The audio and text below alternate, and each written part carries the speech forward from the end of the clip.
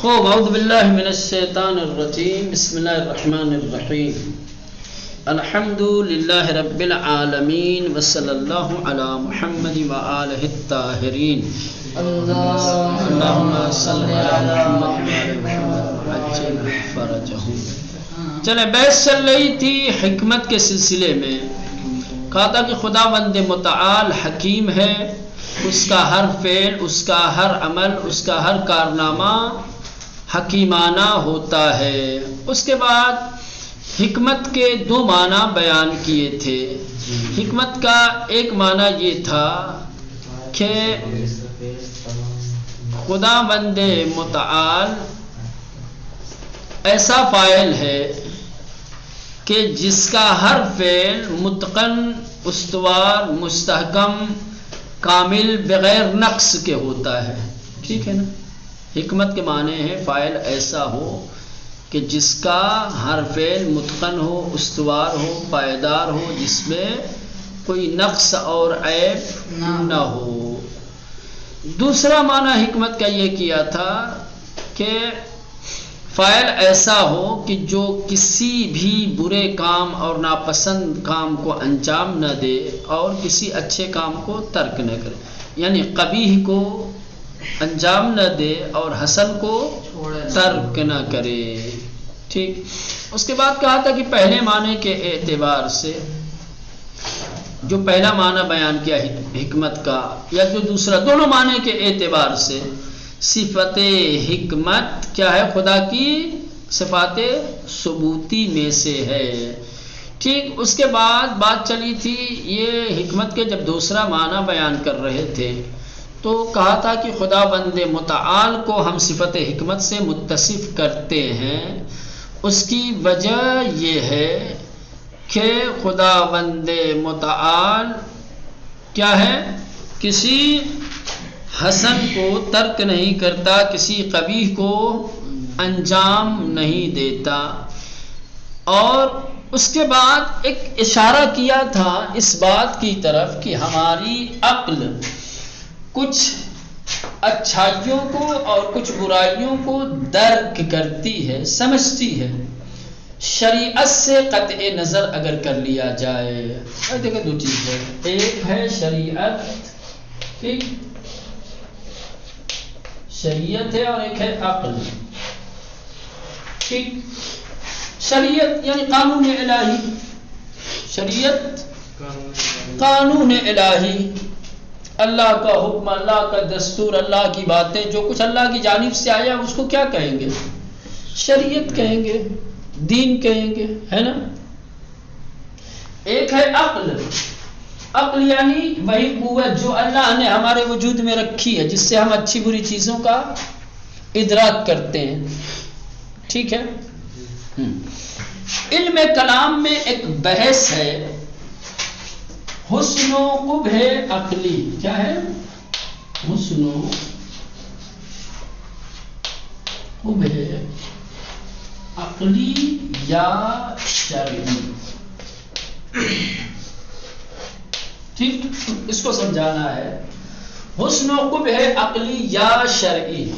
حسن سے مراد پسندیدہ عمل، اچھا کام، ٹھیک، قبح سے مراد ناپسندیدہ مکروہ عمل، ناپسند کام، برا کام۔ ٹھیک، سمجھ میں آ گیا؟ حسن یعنی اچھائی، اچھا کام، پسندیدہ عمل، قبح یعنی ناپسند، مکروہ، برا عمل۔ ٹھیک، عقلی سے مراد وہی، یعنی عقل جس کو اچھا اور برا کہے، شرعی یعنی شرع جس کو اچھا برا۔ ٹھیک، بات سمجھ میں آ رہی ہے؟ ہاں، بحث کیا ہے؟ بحث یہ ہے کہ اچھائیاں یا برائیاں، حسن یعنی اچھائی، قبح یعنی برائی۔ حسن و قبح، حسن و قبح جب میں کہوں تو سمجھ جائیے کہ اچھائی اور برائی، پسندیدہ عمل اور مکروہ عمل، ناپسند عمل۔ کہتے ہیں کہ یہ حسن و قبح، اس کا وجود عقلی ہے یا شرعی ہے؟ حسن و قبح کا وجود شرعی ہے یا عقلی ہے؟ یعنی شریعت نے جس چیز کو اچھا کہا ہے وہ اچھا ہے، جس کو برا کہا ہے وہ برا ہے، یا ہماری عقل؟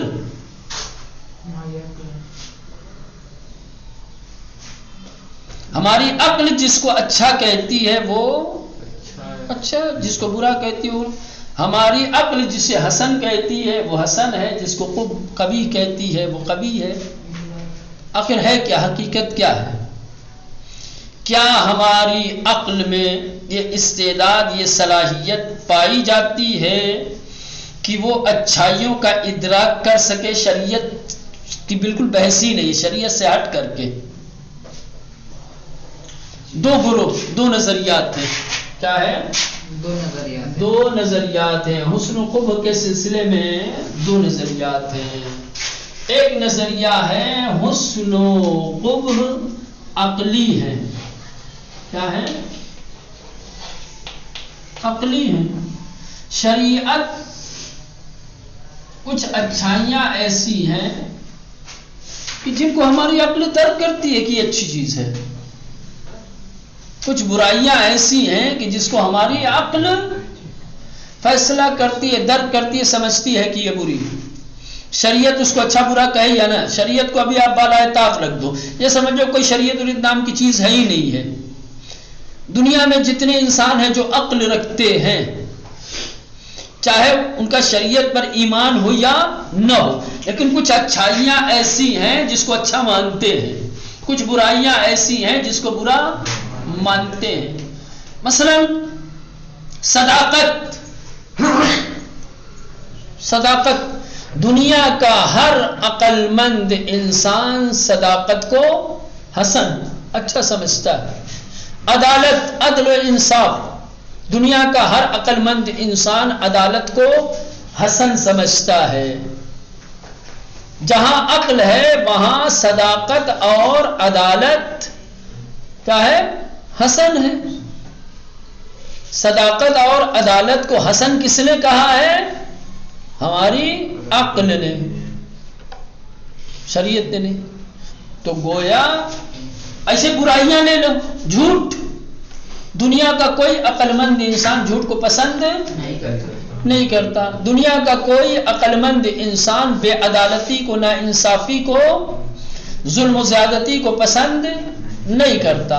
تو گویا ہماری عقل کچھ چیزوں کے حسن کو اور کچھ چیزوں کے قبح کو درک کرتی ہے، سمجھتی ہے۔ تو اس کا مطلب یہ ہوا کہ حسن و قبح عقلی ہیں۔ حسن و قبح کیا ہے مولانا؟ عقلی ہے۔ ہماری عقل ان کے ادراک کے لیے کافی ہے۔ کچھ لوگ کہتے ہیں کہ نہ، حسن و قبح شرعی ہے۔ کیا ہے؟ شرعی۔ اصلاً حسن و قبح عقلی کا وجود ہی نہیں ہے۔ عقل میں اتنی تھوڑی گنجائش ہے کہ وہ جس کو اچھا کہہ دے گی وہ اچھا، جس کو برا کہہ دے گی وہ برا ہے۔ شریعت طے کرے گی کہ کیا اچھا ہے کیا برا ہے۔ کیا بولا نا؟ شریعت طے کرے گی، تمہاری عقل طے نہیں کرے گی کہ کیا اچھا ہے کیا برا ہے۔ تمہارے عقل میں اتنی گنجائش نہیں ہے، تمہارے عقل میں جو ہے اتنی قوت نہیں ہے کہ وہ افعال کی اچھائیوں اور برائیوں کو درک کر سکے۔ اچھائی اسی کو کہیں گے جس کو شریعت نے اچھائی کہا ہے، برائی اسی کو کہیں گے جس کو شریعت نے برائی کہا ہے۔ حسن وہی ہوگا جس کو شریعت نے حسن کہا ہے، یا حسن، سمجھ رہے ہیں؟ حسن یا حسن جو میں معنی کے اعتبار سے ایک ہی، سمجھ رہے ہیں؟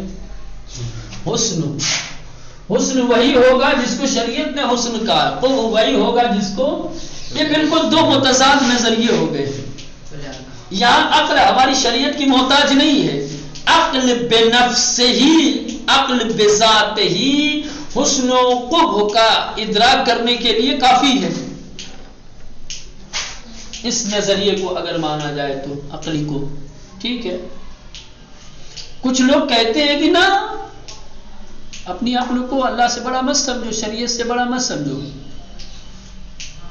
سمجھ رہے ہیں؟ حسن و قبح عقلی کا وجود ہی نہیں ہے. حسن و قبح سارے شرعی ہیں. شریعت نے جس کو حسن کہا ہے وہ حسن ہے، شریعت نے جس کو قبح کہا ہے وہ قبح ہے. اب یہ دو نظریے ہوں گے، دونوں ایک دوسرے کے کیا ہے مد مقابل میں ہیں. یہاں عقل شریعت سے بے نیاز ہے، یہاں شریعت عقل سے بے نیاز ہے. نظریہ عقل میں شریعت کی ہمیں ضرورت نہیں ہے، اور نظریہ شرع میں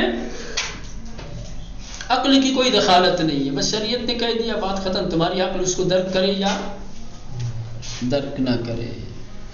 نتیجہ کیا نکلے گا مولانا؟ ان دونوں نظریوں کا نتیجہ کیا نکلے گا؟ حسن اور قبح عقلی ہے. آقا یعنی کچھ باتیں ہیں جنہیں عقل درک کرتے ہیں اور کچھ شریعت بتاتی ہے. نہ بھائی، ایک میں آپ کو بتاتا ہوں. ان کا مطلب یہ ہوا کہ عقل میں اور شریعت میں تضاد ہے. واقعاً ایسا ہے، واقعاً ایسا ہے. ہم تو کہتے ہیں کہ شریعت عقل کی تائید کرنے والی ہے. ہم کہتے ہیں کہ شریعت عقل کی تائید کرتی ہے. ہماری شریعت کا ہر عمل عاقلانہ ہے. شریعت کا کوئی ایسا عمل ہے ہی نہیں جو عقل کے خلاف ہو.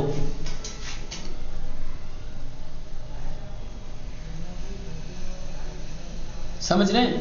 یہ کہہ رہے نا بھائی ہماری عقل اچھائی برائی سمجھنے کے لیے کافی ہے، قاعدہ قانون نہیں چاہیے، شریعت نہیں چاہیے. شریعت نہیں بھی ہوگی تو ہم سمجھ لیں گے اچھائی کو اچھائی، برائی کو برائی. یہ کہتے ہیں کہ نا بھائی تمہاری عقل کس کام کی ہے؟ شریعت جو کہے گی وہی، شریعت جس کو اچھا کہے گی وہ اچھا ہے نا. ایک تعادل ہے ان دونوں کے اندر، دونوں ایک دوسرے کے مخالف نہیں ہیں. دونوں نظریہ اپنی اپنی جگہ پر بہرصورت دونوں کی اپنی اپنی دلیلیں ہیں، سمجھ رہے ہیں. لیکن میں اب ادھر نہیں جانا چاہتا تفصیل میں صرف آپ کو اتنا سمجھانا چاہتا ہوں کہ ان دونوں نظریے میں تعادل ہونا چاہیے. نہ انسان کی عقل تنہا کافی ہے، نہ صرف شریعت کافی ہے. بعض موارد میں عقل شریعت کی محتاج ہے اور بعض جگہوں پہ شریعت. اسی لیے ہمارے یہاں استنباط حکم شرعی میں عقل کو بھی رکھا گیا ہے. عقل ایک منبع استنباط ہے یا نہیں ہے؟ مولانا مجتہد فتوے کا استخراج کہاں سے کرتا ہے؟ فتویٰ کہاں سے دیتا ہے؟ اس کا منبع، اس کا سرچشمہ، اس کا ماخذ کیا ہوتا ہے؟ کتاب، سنت، اجماع. عقل مجتہد جو فتویٰ دیتا ہے اس کا سرچشمہ چار چیزیں ہیں، ہے نا؟ کتاب یعنی قرآن، سنت یعنی قول معصوم، فعل معصوم، عمل معصوم. ٹھیک، کتاب، سنت، اجماع. ایک ہے عقل. گویا مجتہد ایک مقام پہ، ایک جگہ پہ آ کر کے عقل کا محتاج ہو جاتا ہے. عقل سے ہی شریعت کا حکم لیتا ہے. بہت ساری چیزیں جگہیں ایسی ہیں کہ جہاں پر ہماری عقل کارگر نہیں ہوتی ہے، ہم نہیں سمجھ پاتے، عقل سے فیصلہ نہیں کر پاتے کہ یہ چیز صحیح ہے یا بری ہے. شریعت آتی ہے وہاں مدد کرتی ہے، کہتی ہے کہ نا یہ اچھی چیز ہے. جب شریعت کہہ لیتی ہے کہ یہ اچھی چیز ہے، پھر عقل اس کی اچھائی کو تلاش کرتی ہے، تب جا کر کے اس کو ایک نتیجہ حاصل ہوتا ہے کہ ہاں بھائی واقعی اچھی. شریعت کے آنے سے پہلے عقل فیصلہ نہیں لے پا رہی تھی. سمجھ رہے؟ چلے یہ آپ لوگوں کی سب سے کچھ اونچی باتیں ہیں، سمجھ رہے ہیں، لہٰذا میں یہاں پہ بہت زیادہ رکوں گا نہیں، جلدی سے آگے بڑھتے ہیں. سمجھ رہے ہیں؟ بس خالی یہ بتانا تھا آپ کو کہ علم کلام میں ایک یہ بحث ہے کہ حسن و قبح کا وجود عقلی ہے یا مولانا شرعی ہے. نقلی کی طرف یعنی حسن و قبح جو پائے جاتے ہیں اس کا فیصلہ ہماری عقل کرتی ہے یا شریعت کرتی؟ کچھ لوگوں نے کہا کہ نہ بھائی عقلی ہے، کچھ نے کہا ہے کہ شرعی ہے. ٹھیک ہے، باہر صورت. چلیں آگے بڑھتے ہیں. یہ چند سطریں رہ گئی تھی، ٹھیک، اس کی تطبیق کر لیتے ہیں تاکہ یہ بحث مکمل ہو جائے. پس از پذیرش ان حقیقت میگوییم، اس حقیقت کو قبول کر لینے کے بعد ہم کہیں گے. کون سی حقیقت مولانا؟ یعنی کچھ چیزیں ایسی ہیں کہ جس کے حسن ہونے کو ہماری عقل درک کرتی ہے، کچھ چیزیں ایسی ہیں کہ جس کے قبیح ہونے کو ہماری عقل درک کرتی ہے. آسان لفظوں میں ہماری عقل کی چیزوں کو حسن، کچھ چیزوں کو قبیح سمجھتی ہے. ٹھیک ہے، اس حقیقت یعنی یوں کہا جائے کہ دنیا میں حسن و قبح عقلی کا وجود ہے. کیا ہے مولانا؟ حسن و قبح عقلی پائے جاتے. جب ہم اس حقیقت کو قبول کر لیں گے تو خدا متعال غنی مطلق است. پھر یہاں پہنچنے کے بعد نتیجہ یہ نکلے گا کہ ذات پروردگار غنی مطلق ہے، ایسا غنی ہے، ایسا بے نیاز ہے کہ جس کو کسی بھی چیز کی، کسی بھی شخص کی احتیاج نہیں ہے، مجبور نہیں ہے، ضرورت مند نہیں ہے. غنی مطلق یعنی بے قید و شرط غنی ہے، بے قید و شرط غنی ہے، بے نیاز ہے. وہیچ نیازی بغیر نہ دارت، غیر کا نیاز مند نہیں ہے، غیر کا محتاج نہیں ہے، کسی غیر کا محتاج نہیں ہے.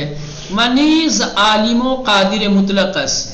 تو ایک طرف خدا بند متعال غنی مطلق ہے، دوسری طرف عالم اور قادر مطلق ہے. یہ بات تو پہلے ہی ثابت ہو چکی ہے، اوپر اس بات ہو چکا ہے دلائل کے ذریعے سے کہ ذات پروردگار عالم بھی ہے اور قادر مطلق ہے.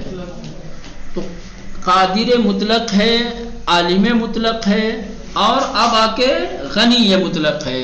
اب آئیے کا رہا ہے خوب رمیدانت، کیونکہ خدا عالم مطلق ہے، کاموں کی اچھائی کو جانتا ہے کہ کون سا کام، کون سا عمل اچھا ہے. وہ چونکہ قادر ہے، ببر انجام آنہا قادر است، عمل کی خوبی کو بھی جانتا ہے اور اس عمل خوب کو انجام دینے پر بھی قادر ہے. بنی اس کا رہا ہے بدرمی شناست، اور چونکہ عالم ہے تو خالی اچھے کاموں کو تو نہیں جانتا، برے کاموں کو بھی جانتا ہے. وہ برتر کے آنہا توانس، اور قدرت کا مطلب خالی انجام کار تھوڑی ہے، ترک عمل کا بھی اختیار ہے اس کے پاس. لہذا وہ برے کام کو بھی جانتا ہے اور برے کام کو ترک کرنے پر بھی قادر ہے. پس جو ایسی ذات ہو، جو ایسی موجود ہو، وہ فعل قبیح کو انجام نہیں دے سکتی. کیوں مولانا؟ کیوں؟ اس لیے کہ اگر ایسی موجود فعل قبیح کو انجام دے گی تو مولانا یا تو اس کے علم پر حرف اٹھے گا یا پھر اس کی قدرت زیر سوال جائے گی. ان کو پتہ نہیں تھا، اس لیے کہ دو ہی چیز، یا تو جہالت کی بنیاد پر انسان غلط کرتا ہے، یا جب ترک پر قادر نہ ہو، یا جب نیاز مند ہو. تین ہے نا. خدا غنی مطلق ہے، خدا عالم مطلق ہے، خدا قادر مطلق ہے، تمام افعال کی خوبیوں کو جانتا ہے اور اس کو انجام دینے پر بھی قدرت رکھتا ہے. تو جب جانتا ہے اور قدرت رکھتا ہے تو یقیناً کسی اچھے عمل کو ترک نہیں کرے گا. عمل کی برائی کو، برے عمل کو بھی جانتا ہے اور اس کے ترک پر بھی قادر ہے. لہذا کسی برے عمل کو انجام نہیں دے گا. یہ ثابت ہو گیا خدا حکیم ہے، یعنی کسی اچھے کام کو ترک نہیں کرتا، کسی برے عمل کو یہی تک پہنچانا تھا. کرے. ہاں نیز کا رہا ہے بدرمی شناست، جس طریقے سے اللہ اچھے کاموں کو پہچانتا ہے اسی طریقے سے برے کاموں کو بھی پہچانتا ہے. وبر ترک آنہا تواناس، اور اس کو چھوڑنے اور ترک کرنے پر قادر ہے. وچنین موجودی ہیچ کا فعل کبھی انجام نمی دہد، ایسا موجود ایسی ذات کسی بھی وقت فعل قبیح کو، غلط کام کو، غلط عمل کو انجام نہیں دے سکتی. وہیچ کار حسنی را ترک نمی گوید، اور کسی بھی اچھے عمل کو ترک نہیں کر سکتے. اب سوال یہی ہے، سوال اگر آپ سے کیا جائے کہ خداوند متعال کیوں کسی فعل قبیح کو انجام نہیں دیتا اور کیوں کسی اچھے عمل کو ترک نہیں کرتا؟ دلیل یہ چونکہ خداوند متعال غنی مطلق ہے اور عالم مطلق اور قادر مطلق بھی ہے، تمام اچھے اعمال کو جانتا ہے اور اس کی انجام دہی پر قادر ہے. اسی طریقے سے تمام برے کاموں کو جانتا ہے اور اس کے ترک پر قدرت رکھتا ہے. تو جو ذات ایسی ہو جو افعال کی اچھائیوں کو برائیوں کو پہچانتا ہو، اس کے انجام اور اس کے ترک پر قادر ہو، وہ کیوں کسی اچھے عمل کو چھوڑے گا، کیوں کسی برے عمل کو انجام دے گا؟ ٹھیک، چلے سمجھ میں آئی ہو تو الحمدللہ، نہیں سمجھ میں آئی ہو تو پھر کل انشاءاللہ دیکھتے ہیں. ٹھیک.